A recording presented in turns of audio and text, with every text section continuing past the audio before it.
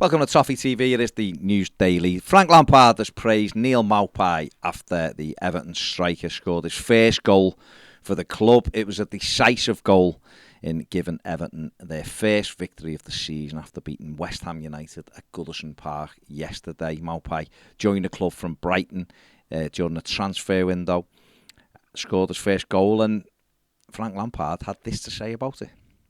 Yeah, if you're a striker, it will play on your mind, and that will happen because you get in a position to score. And we needed that. We needed the player, with Dominic being out for a while, a player with a feeling that gets in and around the box and can naturally get shots away. I thought the goal was fantastic for its nature, close control, early taken shot. And I'm delighted for him because, you know, goal scorers, I think the fans will see a player today who linked up well at different times, worked really hard and gets a goal that wins us the game.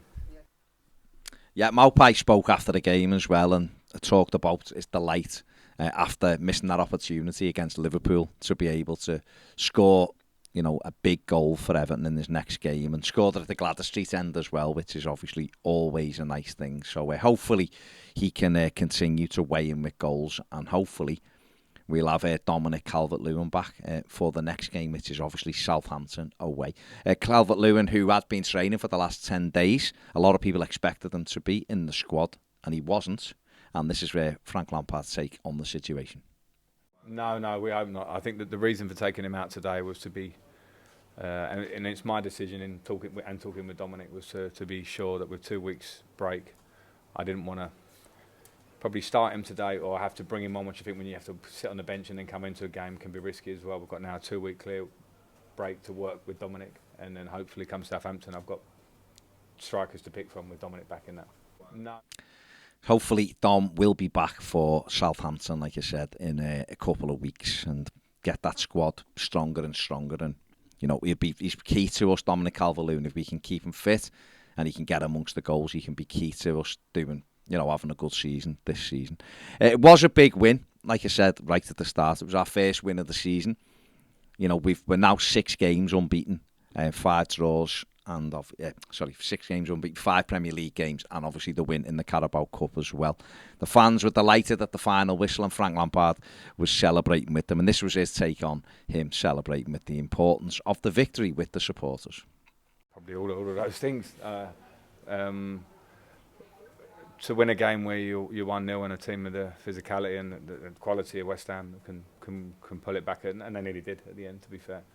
I think it's a win that we just feel we've sort of deserved in-house. We've worked a lot for it. The 2 weeks' work the lads have put in. I was lucky last year that we had a really good record at Goodison when I was here, and you understand what that means to the fans. So we've had 3 games now where we haven't got a win, and I just felt it was just natural. It was just a good moment to win a game. There you go. Mohamed Kudus, the Ajax forward, has been speaking about his failed move to Everton. This has rumbled on since, you know, he went on strike and he was trying to force the move over the line before deadline day. It didn't happen. He remained at Ajax. He started the season brilliantly. He scored in the last couple of Champions League games. The rumours still continuing in Holland. Lots of journalists and ex-pros, Rafa van der Vaart, people like that, still convinced that Kudus may well move to Everton in January. But he has broken his silence on the situation, and this is what he said. He said, "Everton offered me a great opportunity and I wanted to try it. No footballer wants to sit on the bench, and although I understand that nobody can play all the time, Everton seemed like a good option at the time. It wasn't that I didn't want to train, but I'm human, and I've had to deal with a lot in a very short time. But that chapter is now over and I'm still here." Again, the Dutch press on the back of that quote are still convinced that Everton will be back in for Kudus in January, and that the player would like to make the move to the Premier League. So we'll have to wait and see. Everton do need another forward. They are looking for a player who can play through the middle or out wide as well, and Kudus fits both of those options. So we'll see whether or not it's him or whether they go for Mikhail Mudryk as well, who's another one who Everton have been watching closely. Tony Mowbray has confirmed that Ellis Sims should be fit to return to action after the international break.